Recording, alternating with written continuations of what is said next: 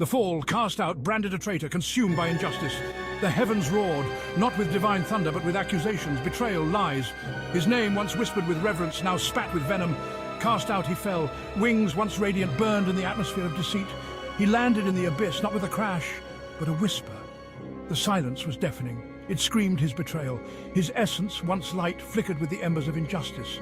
Time lost meaning. Each second stretched into an eternity of pain. The injustice gnawed at him. It whispered of the lies, the betrayal. He had been framed, his loyalty twisted into treachery.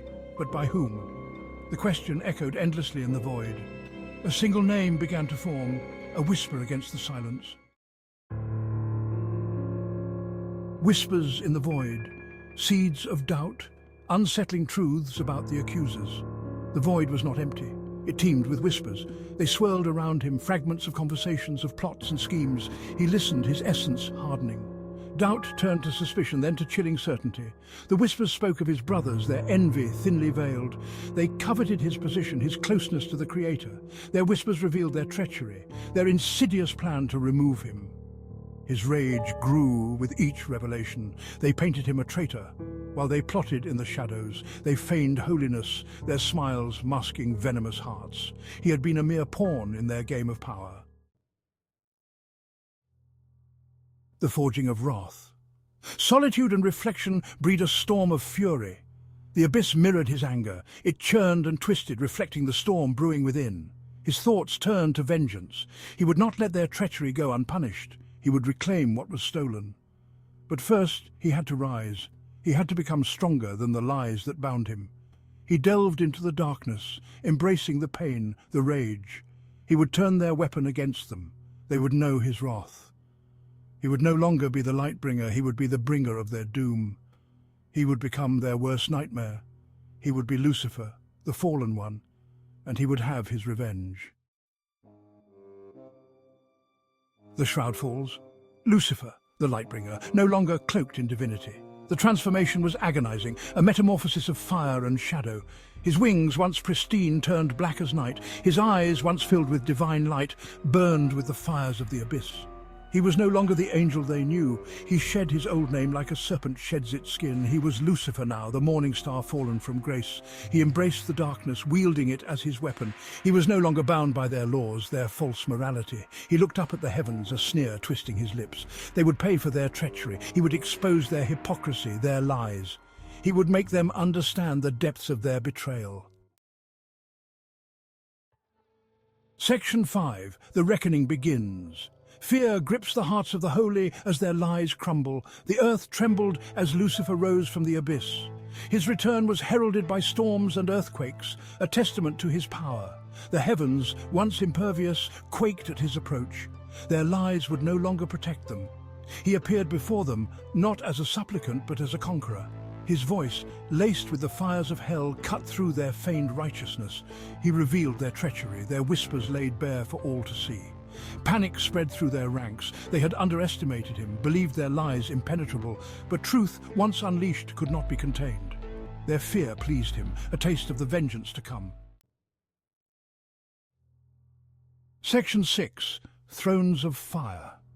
Judgment Day dawns, a symphony of chaos and vengeance. Judgment Day. Not as they envisioned, with trumpets and hymns, but with the roar of Lucifer's laughter echoing across the cosmos. The heavens shook, their foundations cracking under the weight of his wrath. He stood at the heart of the maelstrom, a whirlwind of fire and fury. His eyes, blazing with righteous anger, sought out the guilty. They had cast him out, condemned him for their sins. Now he would be their judge. He tore down the pearly gates, shattered their illusions of paradise. The cries of the fallen echoed through the void, a symphony of despair. But for Lucifer it was a melody of retribution, each scream a testament to his victory. Section 7. The measure of their sins. No soul escapes the mirror of Lucifer's retribution.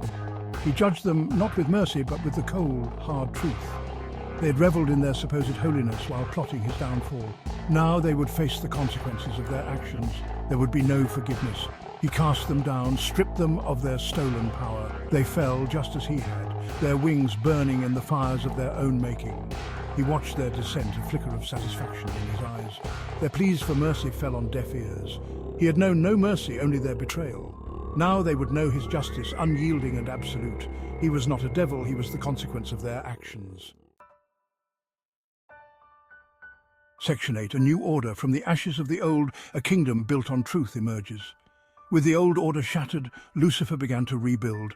He forged a new kingdom from the ashes of the old, one built not on lies and hypocrisy, but on truth, however brutal it might be.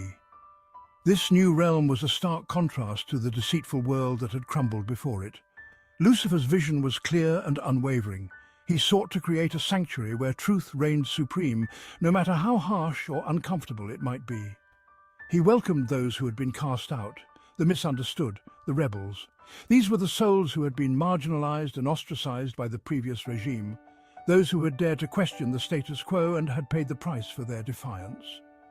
In Lucifer's eyes, they were not outcasts, but kindred spirits, fellow seekers of truth. He offered them a place where they could be themselves, free from the shackles of forced righteousness. Here they could breathe freely, unburdened by the oppressive weight of false morality. It was a haven where authenticity was celebrated and pretense was left at the door. He knew the sting of betrayal, the pain of being judged unfairly. Lucifer had experienced firsthand the cruelty of a world that judged without understanding, that condemned without compassion. His empathy for the downtrodden was born from his own suffering, and it fueled his determination to create a just and fair kingdom. In his kingdom they would find solace and acceptance. His rule was not one of tyranny, but of understanding. He governed with a gentle hand, guiding rather than dictating, and always with the well-being of his subjects at heart. His leadership was a beacon of hope for those who had known only darkness. He did not demand worship, only honesty. He knew that even in darkness there could be beauty, and in the face of adversity, strength could bloom. Lucifer's kingdom was a testament to the resilience of the human spirit, a place where the broken could heal and the lost could find their way.